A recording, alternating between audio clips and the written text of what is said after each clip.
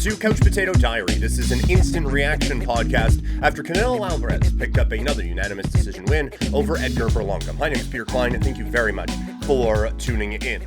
So this is more reaction than it is instant. This is the morning after Canelo Alvarez's victory over Berlanga, but still an impressive performance nonetheless. So we're going to be breaking down some of the things that I saw from that card here on Saturday. And the main event, I thought, delivered. Canelo Alvarez against Edgar Berlanga was a very entertaining bout. I really enjoyed this fight. I thought Berlanga was able to bring an aggressiveness out of Canelo, and now to Canelo's credit, Canelo was able to bring that aggressiveness out of himself, and it was a really, really entertaining bout. There was no real stretches there where it felt like it lulled or anything like that. Canelo was pressing basically the entire fight, and like I said, I think it brought a lot out of him. And I think another thing that we saw in this fight was it seemed like in the ring, Canelo was legitimately fiery for the most part. And it was interesting. Like not that we haven't seen personality out of Canelo before.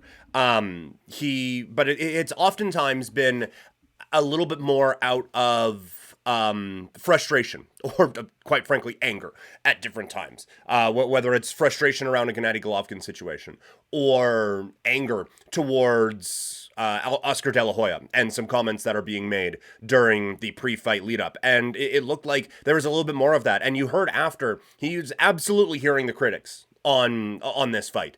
And so you could see that there was just a little bit extra something from him in this whole kind of lead up. And even in the fight, the backstage interviews with Jim Gray, which we'll get to in a little bit, where he goes, like, he says he's going to knock you out in the 6th round. What do you think that? No, it's easy to say that. Like, he seemed a little bit relaxed, but he also seemed a little bit like, yeah, fuck this guy. And we saw that more in the ring on Saturday night as well, where Berlanga was doing some of the taunting. He was doing the DX chop stuff at different times and trying to get in Canelo's head a little bit. And I don't think he was successful. Like, he lost every round of that fight. But I do think that it brought a little bit something extra out of Canelo Alvarez, which, I mean, if you're Berlanga, that's kind of all you were supposed to do in this fight and kind of all that you were expected to do. But I do think that it helped Canelo get off to a quick start. And that was the one part of, I guess, the analysis that we had going up to this fight that was potentially a little bit off, where I thought that Canelo, much like the Munguia fight, was going to be a little bit more like, okay, let's be methodical. Let's just avoid the big hit and let's figure out what this guy is doing. And I'm going to pressure. And I think from early on, it was very clear that Canelo knew what he was going to do against this guy and implemented that game plan, and that Berlanga didn't have a whole lot that made Canelo veer off of that game plan. But I thought that this was, and it's something, I should have figured. Canelo is a very smart fighter, right? And my concern was that, okay, he got off to a slow start against Munguia, and he's gotten off to slow starts in the past. He is going to just kind of take it all in. And Berlanga, while not the most accomplished fighter that Canelo has ever fought, has a ton of power. And so if Canelo was busy downloading and all of a sudden, kadoosh, then it becomes a problem very, very quickly. Well, if I recognize that, Canelo probably recognized that. And so he knew that he couldn't just kind of ease his way into this fight. I do also say, if we want to look at the kind of glass half empty portion of this, I do think that him being able to do that had a little bit to do with Berlanga not necessarily being the most dangerous opponent that Canelo has faced. And so it is easier to go out and fight that kind of pressure game plan when it is not necessarily, when it's Berlanga and it's not Munguia and it's not Bivol and it's not Gennady Golovkin. When you are fighting a different guy and maybe someone not on that realm, it's easier to do that pressure. And I think that is certainly a knock that you could have of this one. But Canelo does get off to a quick start, and like we had Canelo by decision and Canelo to win in rounds 10 through 12. If you listen to the podcast, that was a podcast exclusive pick. And those two were. And when Canelo starts really putting it on in the first, second round, I'm getting a little bit worried. And then in the third, he absolutely connects and gets a flash knockdown of Berlanga. And it's like, okay, well, here we go. If we're already getting knockdowns in round 3, then I don't know if we're going to make it to even the 10th round, let alone to a decision. And Canelo was still there, and he was still pressing. And credit Berlanga, who showed incredible toughness in this bout and was able to stand there. And he was throwing those shots. But this is the difference in this level of fighter. One of the difference in this level of fighter. Canelo got better as this fight went on, and you can, I think, very plainly see Berlanga didn't. And that's not a knock against Berlanga. I know, I've taken a couple shots. I took a bunch of shots at him this week. I came away from this fight impressed with Berlanga. I thought that this was at least the guy where you put him on a card the next time, I will try to remember to watch. I thought that he really did put out a good showing of himself with the attitude that he had, the power punches that he threw, the shots that he connected with, and the toughness to stay in for the full 12 rounds. I thought Berlanga had a very good showing. I'm not going to go as far to say with this fight that the same way I did with Munguia, where it was if he fought that way against literally everyone else in the world, he would have won. Because I truly believe that about how Munguia fought earlier this year. I don't think that for Berlanga, but I do think that he had a very good showing for himself, nonetheless. But it was clear, as the fight was going on a little bit later, those punches that were hooking in really quickly in the first couple of rounds were a little bit more in the last few. Not to that extent. I'm obviously exaggerating a little bit, but they just had a bit more of a loop to them and a bit less velocity to them. I'm sure it still would have sucked to get hit by, but it was a clear difference. And Canelo, I think, really did start to put it on him. There wasn't really a point where I thought Canelo was kind of carrying him to a decision. I do think that Canelo was really pushing and was kind of looking for a finish. I don't think he went 100%. We're just going to redline this thing to go for a finish. I don't think that's been Canelo's style for a very long time. But I do think that Canelo was constantly pressing and constantly winning, and he wasn't just sitting back and like, okay, I got this one. Let's ride this thing home. And so I do like seeing that pressure side of Canelo, and do like seeing what he can do when he is really in attack mode like that. And just again, it's the way that every punch is there to set something else up. And he has gone a little bit more knockout hunting in the past, and it hasn't necessarily worked. I do think that he kind of understands, as he's moved up in these weight classes, the power just hasn't transferred as much, because he landed some clean shots in this, and it wasn't knocking down Berlanga or anything like that. And so I do think he is starting to recognize that those one-hitter-quitter shots aren't going to be there the same way they were 2 or 3 weight classes down. And so he is starting to put those punches together a little bit better again. And I think he's one of the best in the world at doing that when he does it, where every punch is to set up the next one, or to set up one in the 7th round or something like that. He is brilliant when he is putting that kind of stuff together. And like I said, overall, it was an entertaining fight. The knock, and this is where we get into it a little bit, it was not the most competitive fight. And that is where you get into the criticisms of Canelo, and you get into the criticisms of this fight happening in general. What did we learn about Canelo Alvarez, or about... We learned Berlanga's tough as hell. That's about it. That's basically it, right? And so not every fight is to answer one of life's unanswerable questions or anything like that. But in terms of the fight game, what we accomplished on Saturday was Canelo got 12 rounds more on his amazing career. Berlanga got to fight one of the greatest fighters in the history of the sport. We all got to pay $90 or to $100 for the pleasure of watching it, and that's about it. We knew Canelo was awesome going in. We come out of it knowing Canelo was awesome, but we have not established anything else in his kind of placement in the world of boxing right now. And this is where you get the frustrations with it. Because if you are going to be a unified champion, if you are going to be still charging $90 a fight for every time you step into that ring, Canelo, I don't think owes us anything. And again, this is not coming from a Canelo hater spot. Literally every fight Canelo has, I go on his website and say, should I this time? Hat? The Jack Teddy Bear logo that he was rocking on Saturday night looked interesting. Gonna look into that. He is my favorite fighter right now. There is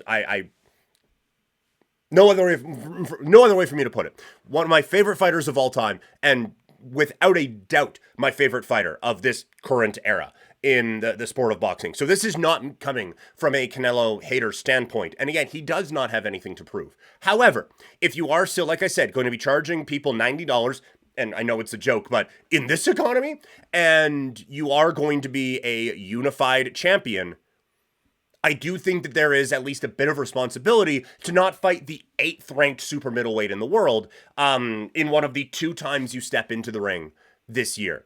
The next fight is so very obvious that it should be Benavidez. Terrence Crawford, who apparently now is Kendrick Lamar, if you ask the UFC. That fight was interesting for a second. I think Crawford, I just think that it's going to be a bit too much for him to get to at this point, weight-wise, in his career. But, like, the Benavidez fight is there. If you just want to go out and you just want to, like, it's, again, this was an entertaining fight. But if you just want to do 12 rounds of you just punching the shit out of someone, don't be doing this for championships anymore. Be doing it for, I still want to compete, I still want to fight, and I still want to fight high-level-ish fighters. Let me go out there and do that. And this was not that. And so I am hoping that the next fight, we do get someone who resembles a little bit more of the level of competition that Canelo Alvarez should be fighting at this point of his career.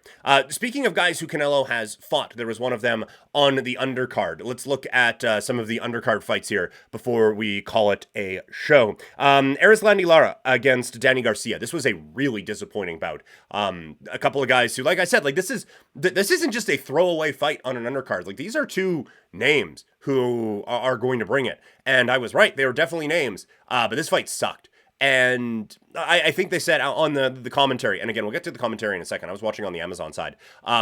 They were saying like, well, I mean, neither of these guys are real big output guys, so maybe we should have expected this. But there were more significant strikes thrown in the first 10 minutes of the UFC fight that was happening at the same time than there was in the first 6 rounds, which I get is only 18 minutes. But still, that was one where, like, we were doing, where I was watching it, we were doing the 2-screen experience, and the eyes were definitely drifting over here to the UFC card a little bit more as that fight was going on. It was not a good showing. And then for Danny Garcia, it's a tough end to the fight. He gets dropped with a punch that he normally wouldn't get dropped by in, quite frankly, a fight he normally wouldn't be losing. And I don't know if it was a moving up in weight. I don't know if it was whatever. It certainly wasn't anything Lara was doing that was throwing Garcia off in any way, shape, or form. That this was just a very bad performance from Danny Garcia. And again, not one to call for the retirement of any fighter, but if he were announced tomorrow, like, yeah, you know what? That's it for me. I'm done. I don't think anyone would be like, oh no, and so soon. That's probably not going to be the case. Honestly, it was a rough showing for both fighters in this fight. Magumby against Caleb Plant. Holy hell. This one may as well have been fought in a phone booth. These guys were bringing it. And we want to talk about guys who improved their stock over the weekend. Magumby. Good Lord, sir. What an incredible fight that he put on there. That was just an absolute treat to watch what he was doing on Saturday night there against Plant. Just a really, really entertaining fight. And like there was kind of the talk going in, like, okay, he's 28-0. What are we going to get from this guy? Like this is a legitimate challenger. Watch out! Don't just be assuming that this is that this is someone that Plant is going to be running through. And instead, Magumby goes out there and puts on a real show. And I thought kind of took it to Plant in the first few rounds and was landing very clean shots. And that pressure was working.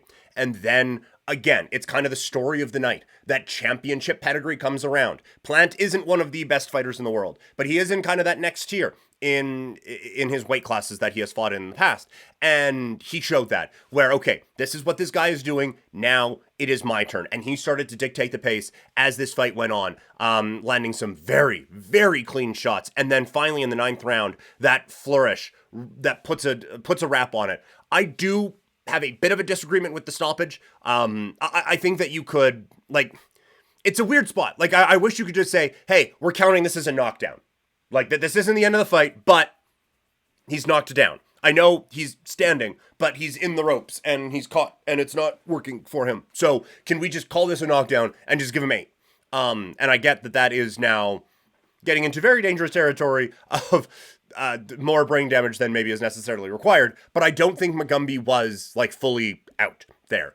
And for a fight that was so competitive and for such a big moment for Magumby to have the stoppage go the way that it did is just really disappointing and has to be a little bit frustrating. He handled it really, really well. They had a really good moment after that. This was I'm not going to say a star-making performance because I don't think it reached that level, but this was okay, I see you, Magumby. I see you type of a moment for him as he really does kind of elevate his status in this sport. And Plant sets himself up for a very interesting next fight. I thought that was a great performance and showed some personality, showed a lot of aggression, and showed to be a very entertaining bout, and probably between the UFC and the boxing, probably the best fight of the night between the two of them. Jaimes against Romero.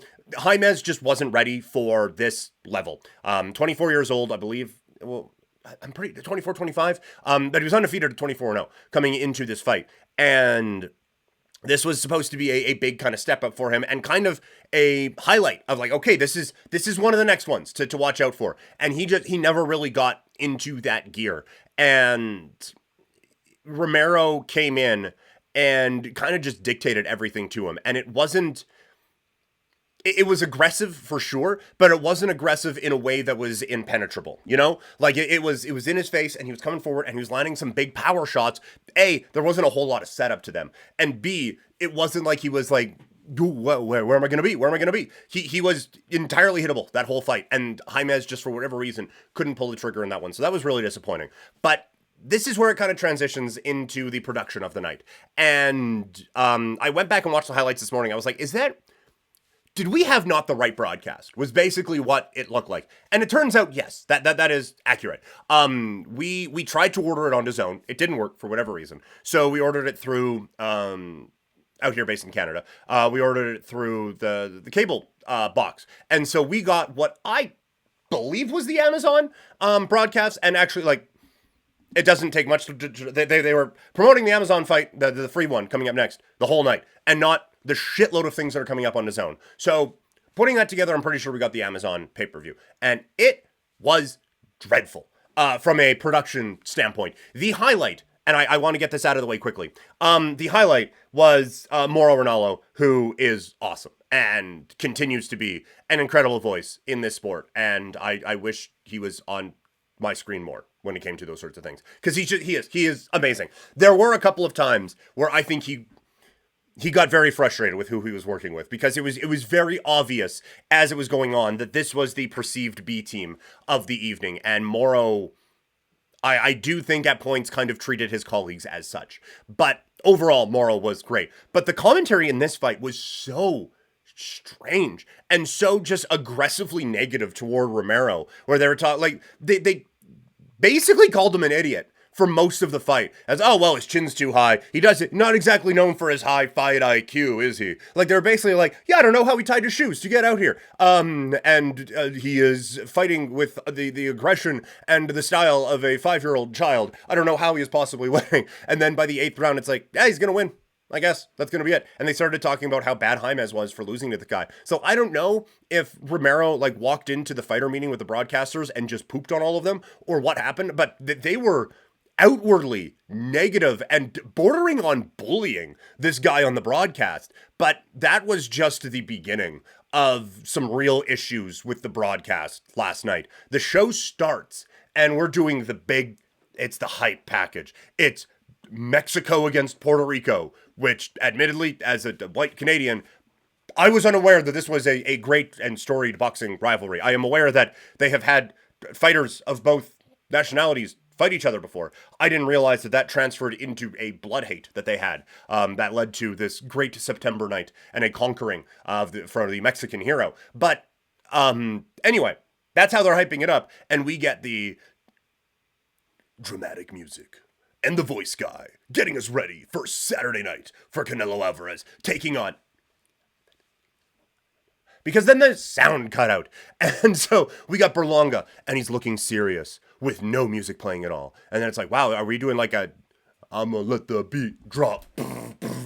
Nope, we weren't doing that. Because then he started talking and no words came out of his mouth. And so that was awkward. And then the first time they interviewed Berlanga in the back and the mic cuts out again. I was like, are we just like, did Amazon only pay for the rights to have one of the fighters talk? Because we had to cut out from that. And then we do Jim Gray interviewing Canelo, the main event fighter of the evening, the face of boxing, the man who, if this fight card went really well, was going to get to $1 billion worth of pay-per-view buys in his career.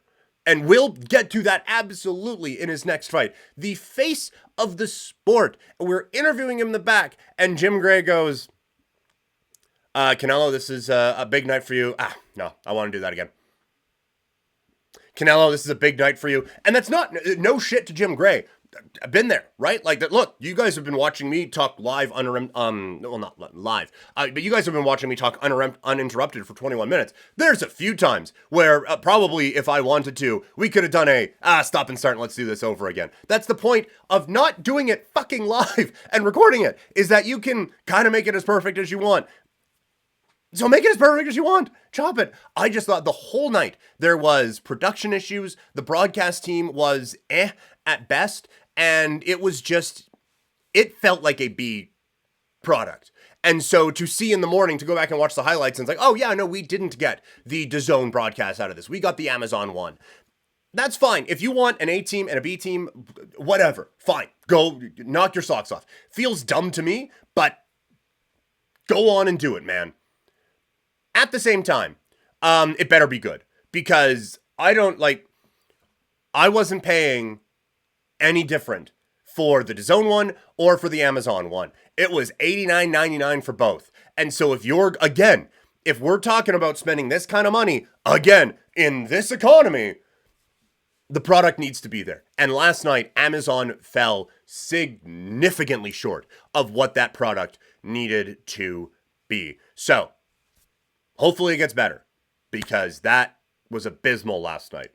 With the exception of Morrow, who's always awesome. All right, that's going to do it for this instant reaction show. Thank you guys so much for consuming all the boxing stuff this week. I've seen the numbers and all of that, and we are absolutely going to be doing a much more boxing on this channel as we go on. Next weekend, it is Munguia fighting, and then we get Dubois against Joshua, so it should be a good time. Thank you all so much, and I will talk to all of you later.